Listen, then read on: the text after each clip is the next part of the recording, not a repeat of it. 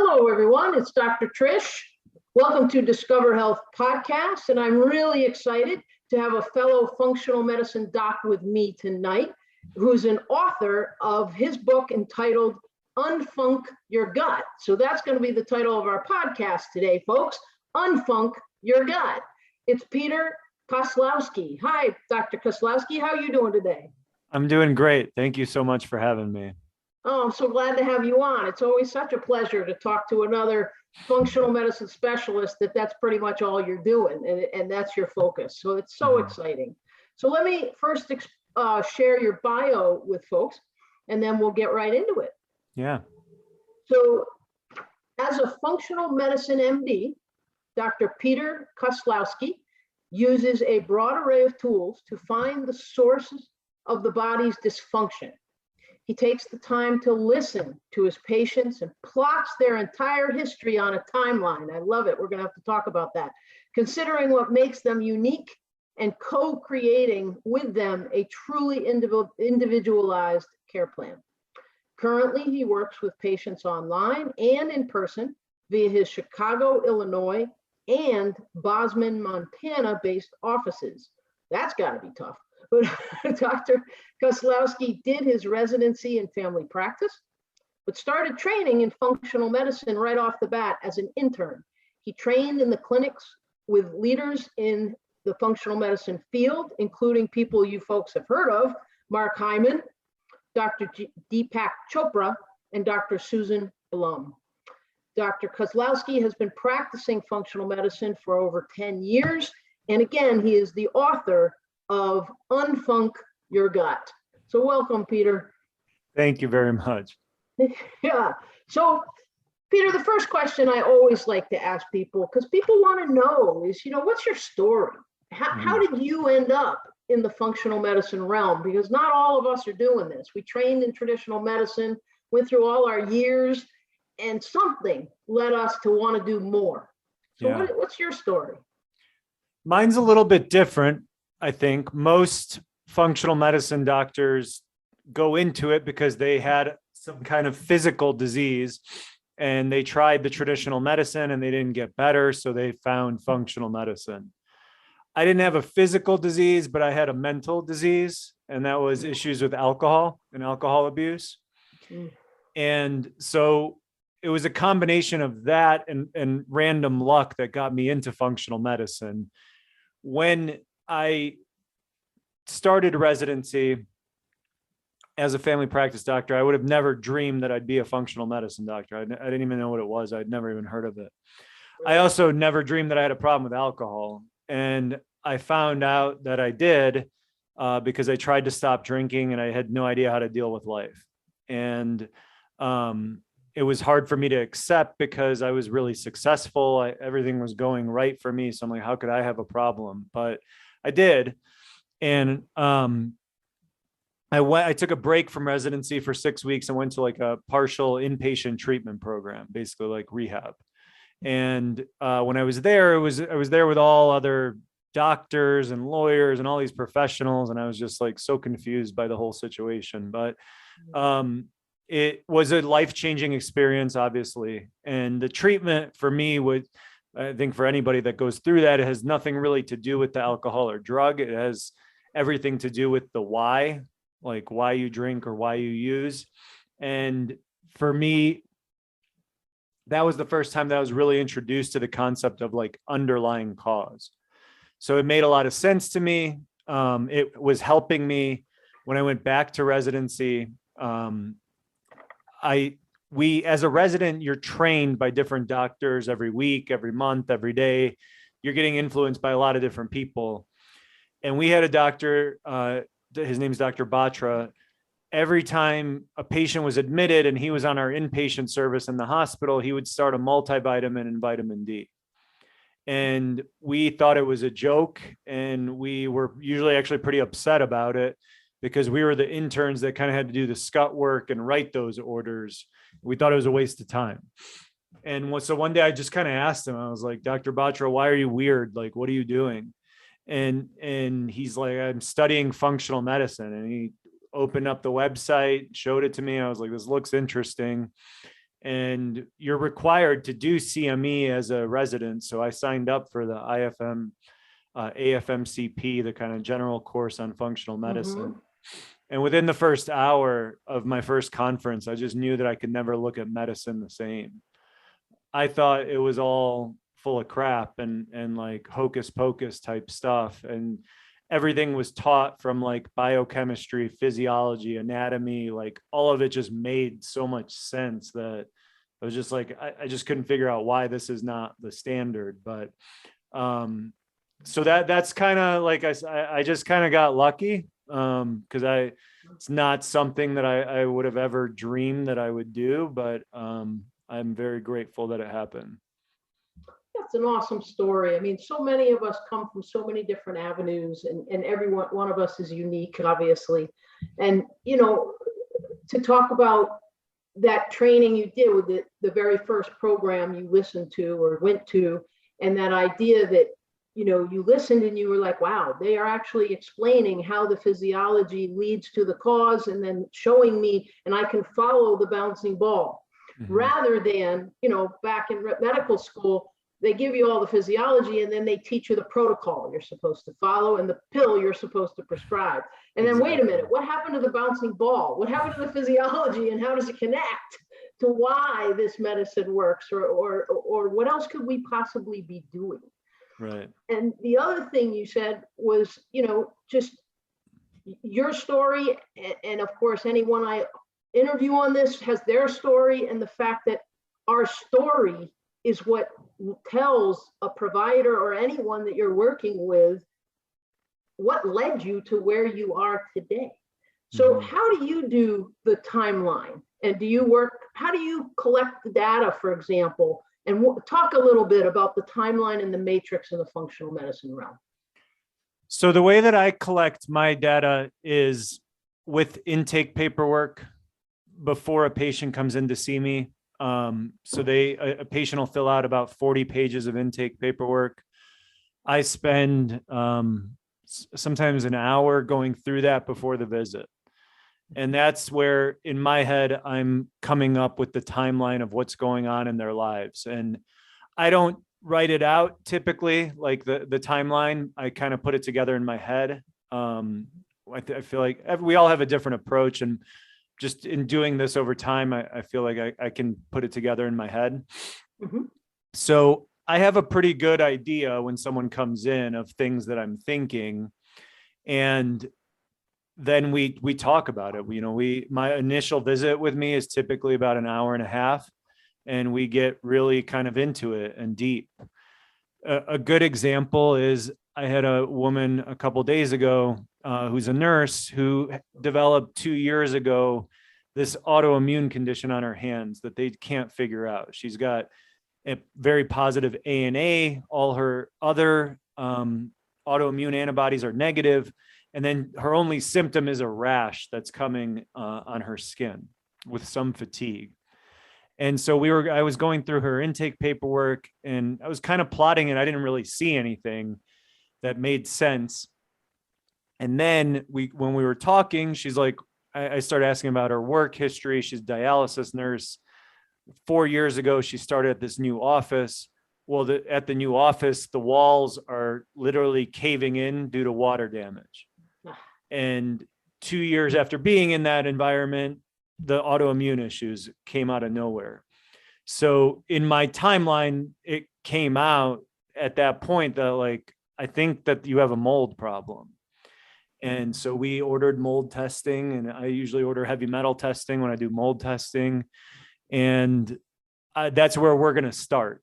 And I think that's a unique example, because the majority of the time I do start with the gut. But when something does come out like that on the timeline, I will kind of change course.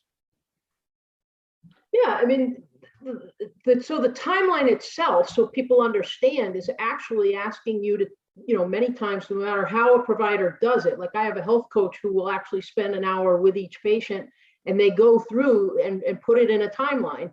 What was it like with their mom when they were pregnant with them? What was their birth like? And then I ask every decade, depending on how old they are, what physical illnesses, what physical traumas, and what emotional traumas have they had. So Mhm. it just all gives you or I, however we collect the information, all the data that has brought someone, the events that have brought someone to where they are in their life today. And it Exactly. allows us to see exactly things like you just described, and the many times where people will say, ever since this event, like when I Mhm. moved into this new office, that's when I started to feel sick, Yep. or ever since that motor vehicle accident, or ever since such and such infection, I've not felt well. And Right. folks, that's what gives us the information. And if we never collected it, then we don't know. So Right. when you're going in, what was your, even during residency, how much time did you have with patients to collect any information? 15, 20 minutes. I mean, maybe if you're lucky and you have some no-shows, 30 minutes. But yeah, it's very different. I mean, I already spend 4 times the amount of time on somebody's history before I even meet them. So it's hard. I mean, it's a really hard to work in the traditional environment. I think that all doctors go into it because they want to help people, but when you are limited by 15, 20-minute visits, it's hard, especially if you've got someone that's coming in that's in their 20s or in their 60s.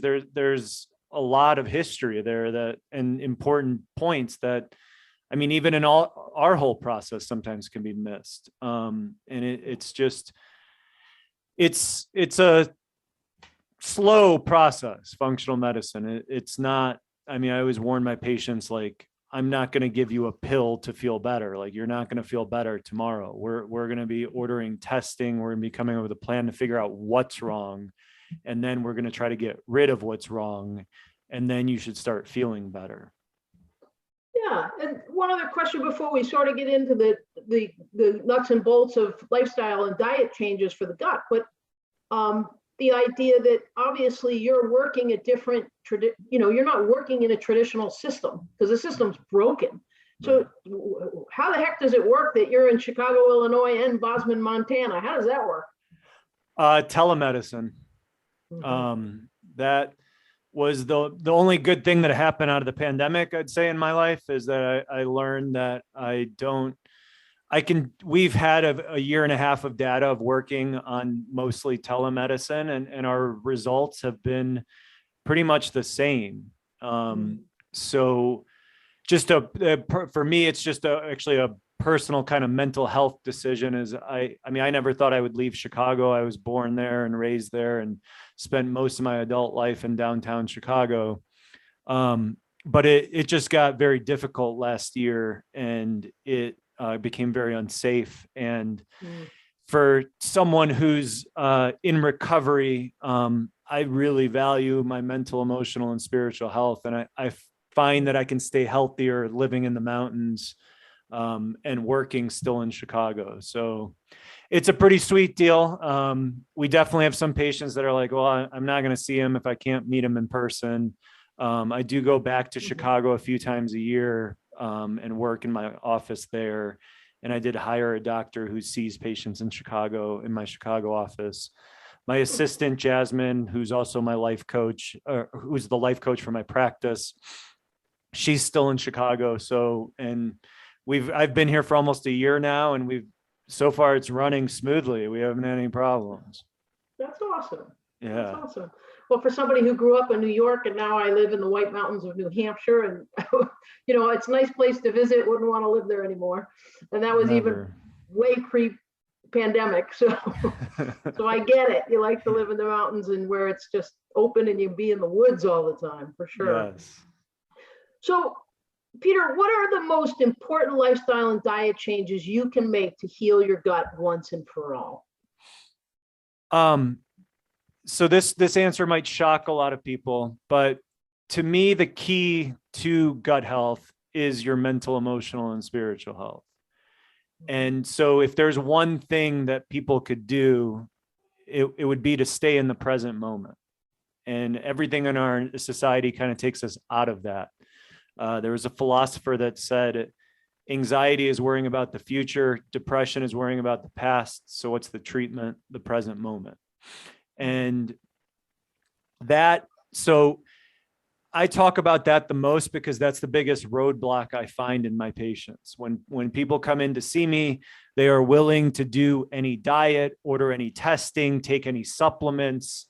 They're willing to change anything. But when I bring up trauma, mental, emotional, spiritual health, relationships, huge red flags go up like, no, this is not an issue for me.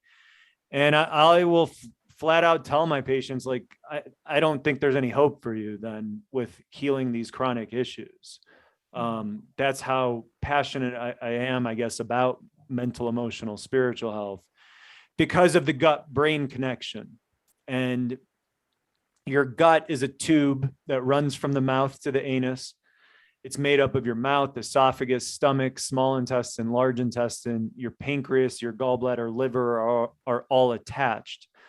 That tube is surrounded by a nervous system called the enteric nervous system. The enteric nervous system has more neurons than like your brain does. It's somewhere, they estimate, between 100 and 500 million neurons in that nervous system. That nervous system of your gut is connected to your brain by your vagus nerve.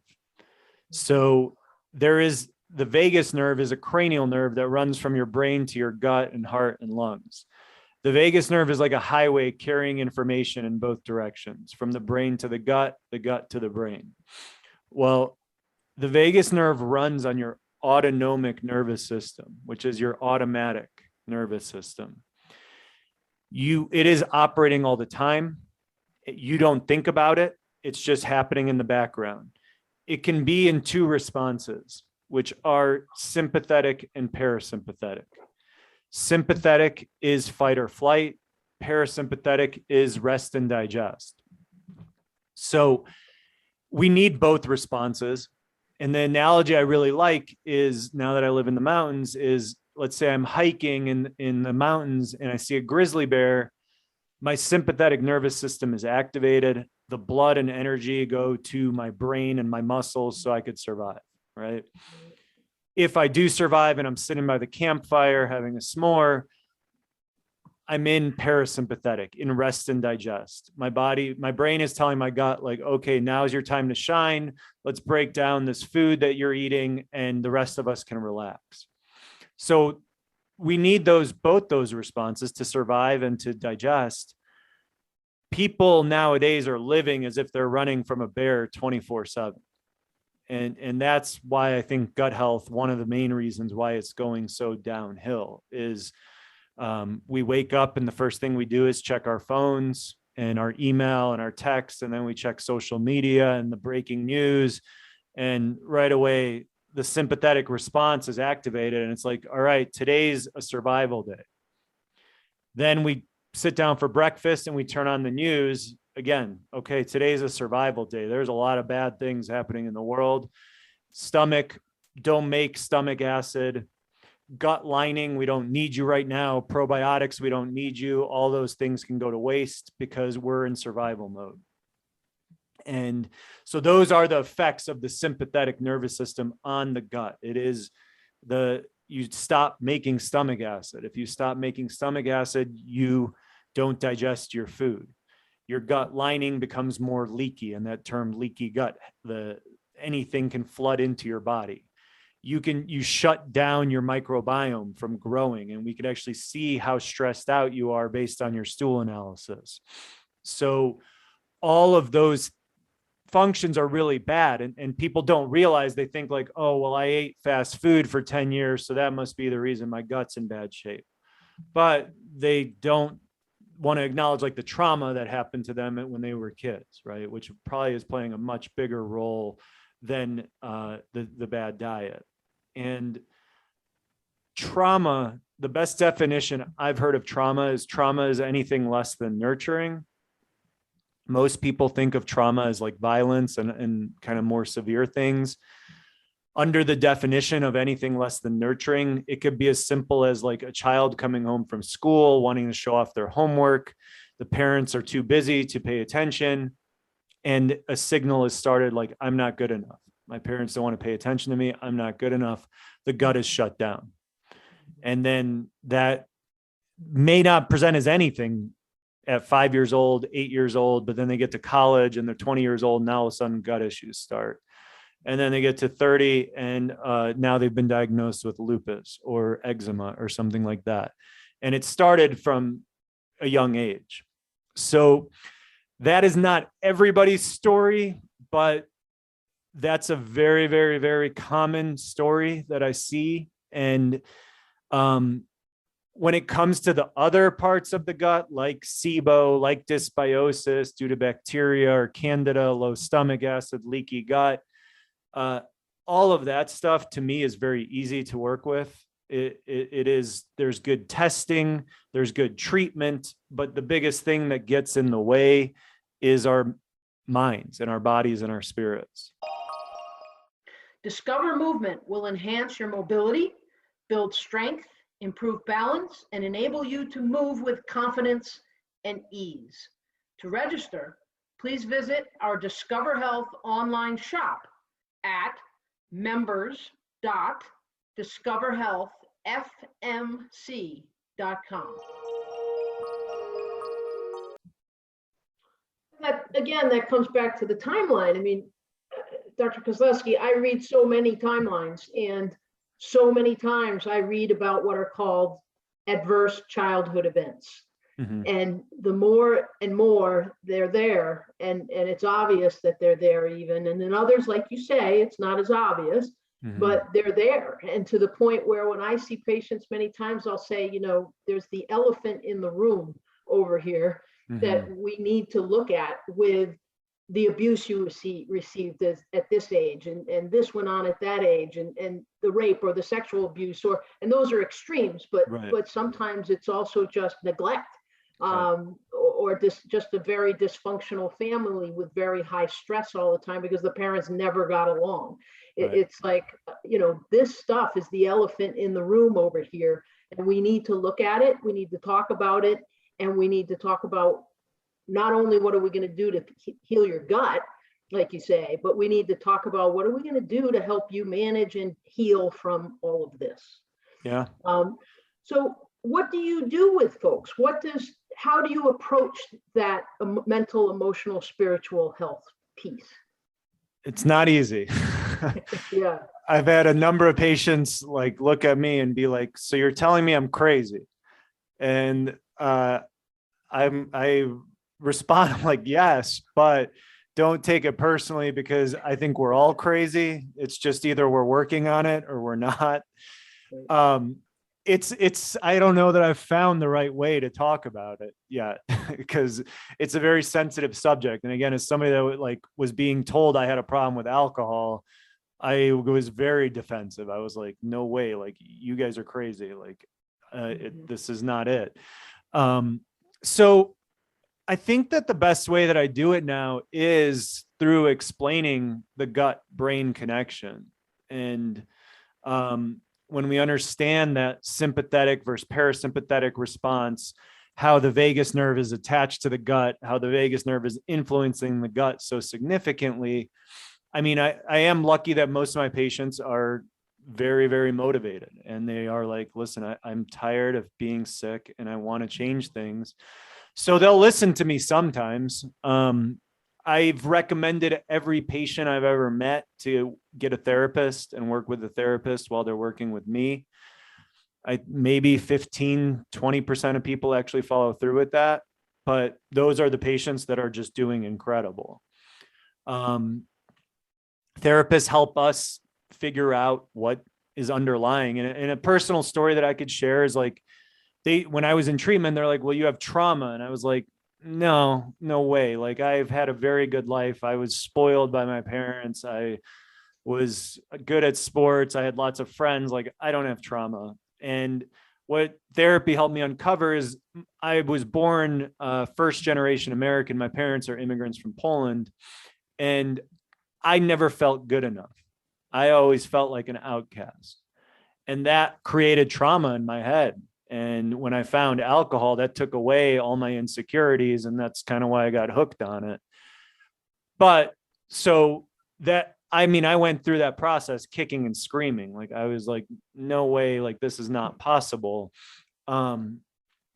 So I think that helps somewhat to share my own story, because I almost think, and it's hard for me to say, but it's sometimes almost easier when someone's got a really significant trauma that anybody can look at that and be like, wow, that person really went through it. Than somebody like me that you look at their lives and they're like, what is this guy complaining about? Like, you know, and it's almost more difficult, I think. But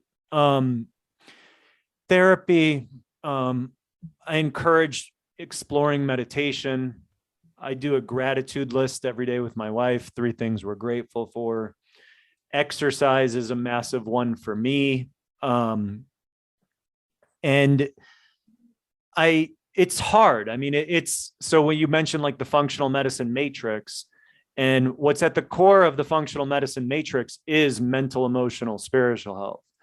And I think for a lot of practitioners, they get so excited about the stool testing, the toxins, hormonal imbalance, cardiovascular health, all these things that are, you know, this is such an awesome way to look at all these different conditions. Well, a lot of us forget about the center of it, which is mental, emotional, spiritual health. And none of those systems will heal without that. So to me, it's the most important part of health. It's the most difficult part for me to help someone with. It is what works for me. Like I kind of gave you the things that I do might be totally different for somebody else, right? You can, the next person you talk to, or your own routine for mental, emotional, spiritual health could look totally different.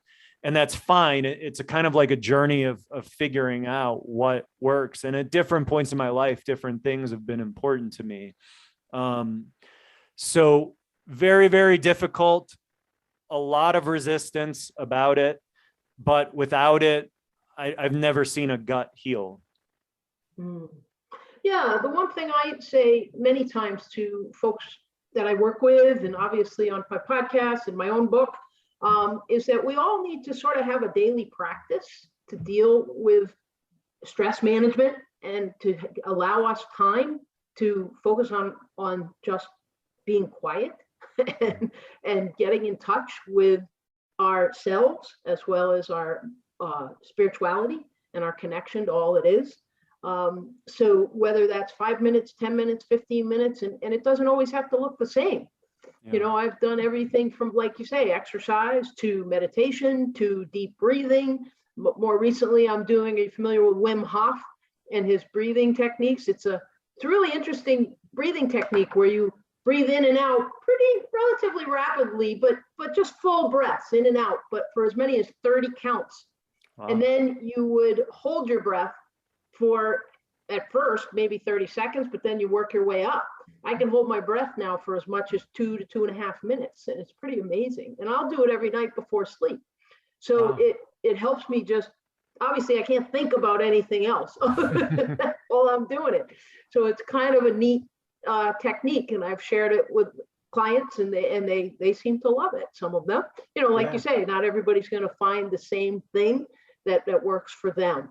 But I totally agree that the mental, emotional, spiritual health is the center of the matrix, and that you're not going to heal your gut unless you focus on that, for sure. So help folks understand, Unfunc Your Gut. This is the book you've written, and is this portion of what we're talking about now a big piece of the book? And tell us about that. Yeah, so my book is my experience in functional medicine.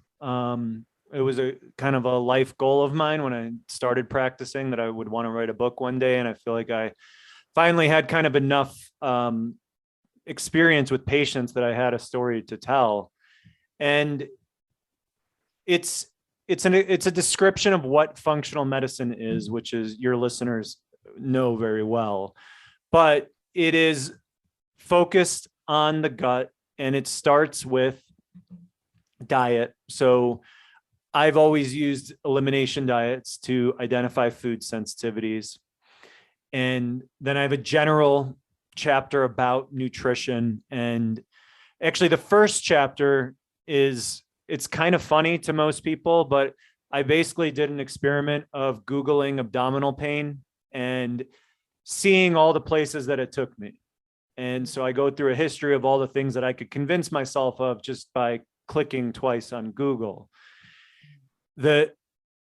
advice that I give at the end of that first chapter is every time you want to get on the internet to read about what might be wrong with you, try meditating instead and see what happens with your health. So one of the things I think that we're dealing with is just information overload, right? If you want to focus on your gut health or on headaches or on your hormones or your thyroid, you can find hundreds of experts online with Instagram pages and Facebook and blogs and posts, and every single person has a different opinion. And then there's the groups and Facebook and people talking about healing, not healing, and just people are being bombarded and focusing on this information. And I think it's almost like an addiction.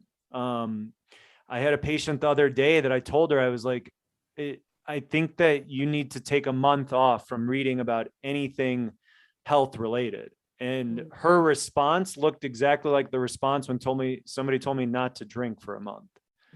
And I get it, because it's interesting. They want to help themselves. They want to help each other. And not everybody goes off the deep end with the information, but it can be really dangerous. I've seen people really sick just from the things they've convinced themselves through the internet. At the same time, the internet's amazing because our practices wouldn't exist without it. So I get it. My other piece of advice is just to find a practitioner that you trust and then stick with them and get off the internet and do the meditation every time instead. Yeah. So after that, I get into the anatomy of the gut. I explain what low stomach acid is, how to treat it. I give a plan of how to get off acid blocking drugs. If I have a patient that comes in on an acid blocking drug, that's the first thing that I usually will do is help them get off of it. So I give that strategy there. Then I get into the whole microbiome and dysbiosis and how it could be connected to disease. And then there's a whole chapter on SIBO. And SIBO, not really because I wanted to, but I've kind of become a SIBO doctor. It's the most common condition that I treat, gut related. So, and I think that's one of the things, that there's a lot of just different and a lot of times bad information out there about SIBO. And so I tried to give my personal experience of treating it. I explained the testing, explain the diet, explain what it is. And the feedback I've gotten from my patients or from people that have read the book that never came to see me as a patient are like, well, I just felt way more informed going into my functional medicine visit. So they scheduled with somebody else and they were just like, with all the info you described, I explain all the stool testing, organic acid testing. So they're like, I just feel like more educated going into my visit. And the last part is recipes. My recipes I'm pretty proud of. It's a little different. One of my patients wrote the recipes. She's a woman that's been in remission with rheumatoid arthritis for 7 years now, and mostly through diet. And she was a chef. And so when I started writing my book, I reached out to her and I was like, hey, would you write recipes? And she said, sure. And then she ended up including her own story and like what it was like coming in to see me and how scared she was and kind of what helped her kind of get started on changing her diet and then sticking to it. So that's kind of a summation of what's in the book. Yeah. Do the recipes focus mostly on the time you would be doing an elimination diet or? Yeah. Good. Yeah, it's a great point. So they are elimination diet recipes, but there is also the information in each recipe on how to make it low FODMAP. Yeah. And we called it the COS plan. And that is something that we saw over the years in my training as a functional medicine doctor. It's taught to always start with an elimination diet. And so that's what I always did. And then we were having people that would come back and they'd be like, listen, I feel worse. Like I'm more bloated. I've got more constipation. I've got more abdominal pain. And we were like, why? Well, it's because they had SIBO and SIBO is an overgrowth of bacteria in the small intestine. Your microbiome, the 3 to 5 pounds of bacteria, should live in the large intestine. It should not migrate up to the small intestine. The bacteria, your gut bacteria, are alive. They need to eat to survive. They eat fiber and sugars. And when they do, it creates gas. Well, for a lot of people, when you go from like your traditional diet to an elimination diet, you're eating way more fiber. So you could be exacerbating the SIBO and not really knowing it. The COS plan is very restrictive. And so I don't recommend everybody to go on that. I do give some tips of how to decide. But as someone that is so passionate about mental, emotional, spiritual health, I've told a lot of patients, I'd rather having you eat fast food every day than following the strict diet where you're only eating 3 or 4 things a day. And a lot of people are really overwhelmed by that. But if you're so stressed out about your diet, let's say Candida is a very common one that people are very convinced that they could never heal without the perfect Candida diet. Well, what is Candida's favorite environment? A suppressed immune system and sugar. What does stress do? It causes you to release cortisol. What does cortisol do? Cortisol suppresses your immune system and causes you to release sugar. So this perfect Candida diet that you're following is actually worse than if you were just going to McDonald's. And that's my perspective. And I know that there's a lot of practitioners that might disagree with me, and you have to follow the exact perfect diet, but it depends on the individual. So that's what I try to coach people on is look this over. This would be the ideal diet for you, in my opinion. But if this seems overwhelming because you're cooking for 3 kids and your spouse, and then do what you can for now. And then maybe in 3 months or in 6 months, you can expand or change, or just don't kind of go into that fight or flight response over what you're going to eat.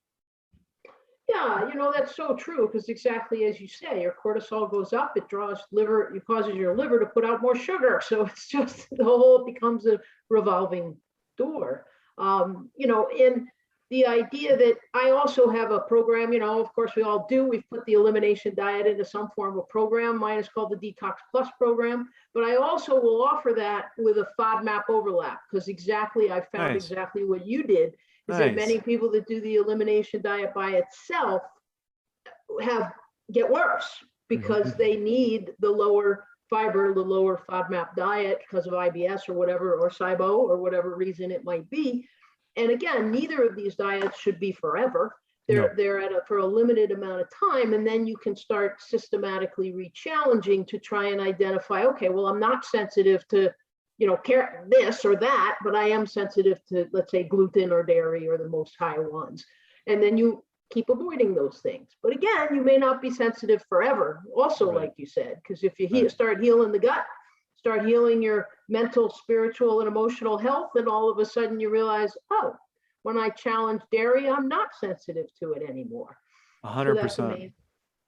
So one last question before we start to wind down here is, what are some of the most, you talked about mold in the beginning, that of course with the biotoxins of mold is what makes some of us quite sick. But there's other toxins out there. Do you talk about the most common toxins you see in your book, or either in your book, or what are the most common toxins you see in some of your clients? So just last week, I started a second book that is going to be focused on hormones and toxins. And so I do work quite a bit with toxins. And the number one is heavy metals: lead, mercury, cesium, thallium. That's probably the most common thing that I'm treating from a toxin. That, or I don't know. I mean, I think metals might be more common, but mold I treat, mold mycotoxins I treat more of. There's also, all the phthalates and organophosphates and all these glyphosate, herbicides, pesticides, all these environmental toxins that we're being exposed to. There's EMF. So there's a broad array of toxins that I work with, but if I had to simplify it, I would say the 2 major ones would be heavy metals and mold mycotoxins. Awesome. And just as an interest and curiosity, what's the top ways that you address the heavy metals? So I do chelation therapy. Mm-hmm. I do oral chelation. And the way that I test and toxins is, I think, definitely an area where you probably get the most different opinions in our field. You know, everybody's kind of got their own style. So my personal style, or what I learned that I've had really good success with, is for heavy metals, I do pre and post chelation testing in the urine, which is a 2-part test. And that is, you wake up, you pee in a cup, and that tells us your active exposure. Because the first step in detox, doesn't matter what you're detoxing from, is to stop exposure. After you do that, you take a dose of a medication called DMSA. It is a chelating agent. And what that means is it pulls what's stored in your body out. And so after you take this medicine, you collect your urine for 6 hours. And every time you pee, you collect it. You get this big orange jug, you shake it up at the end and transfer it to a vial and send it to the lab. We compare the post to the pre.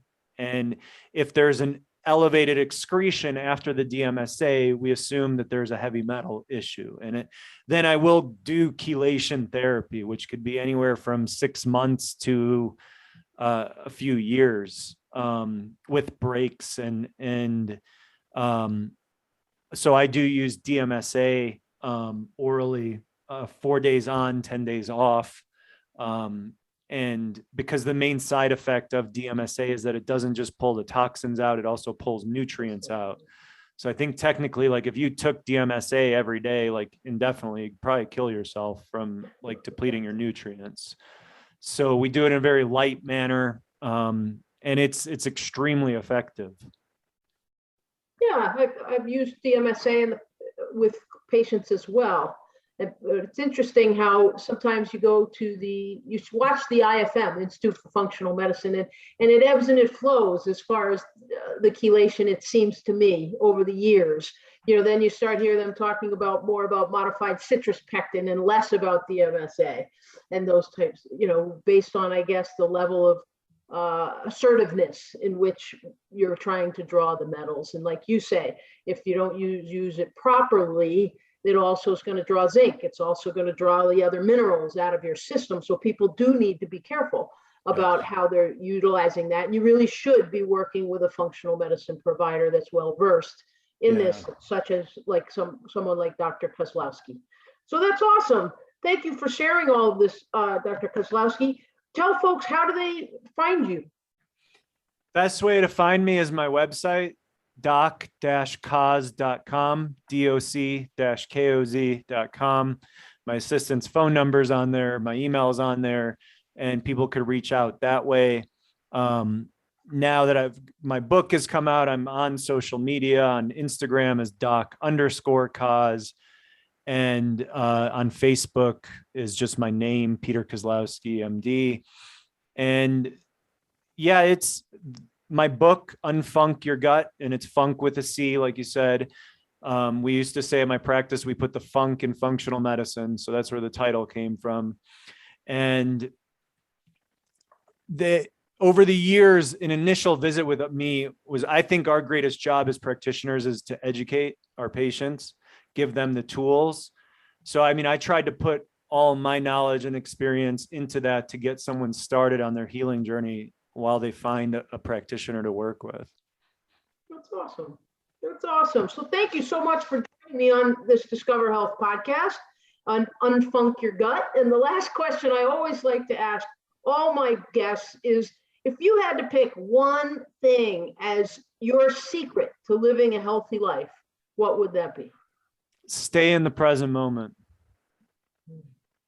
Yeah, just for sure. Focus on what's in front of you.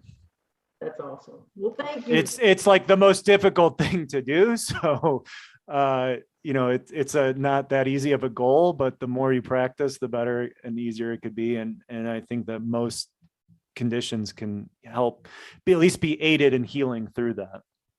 Absolutely. I mean, I've noticed lately, to just share a personal thing of my own, is that lately I'm trying to start a new business, and I've got already multiple businesses. So of course that whole stress thing is going on, and I try to catch myself when I'm like doing the dishes, after Yeah. dinner, and that sense of, oh my God, do I have to really do this? I have so many other things to do. And I try and say, stop, breathe, Yes. be in the moment, and feel the water, feel the soap, Yeah. look at the dishes, look what they look like. How was dinner tonight? That sort of stuff. Like you say, be in the moment. Stop worrying about 5 other things. Yeah. So I love that suggestion. I think that's Thanks. great. Let's try and just be in the present moment and notice it Yeah. and actually participate in it.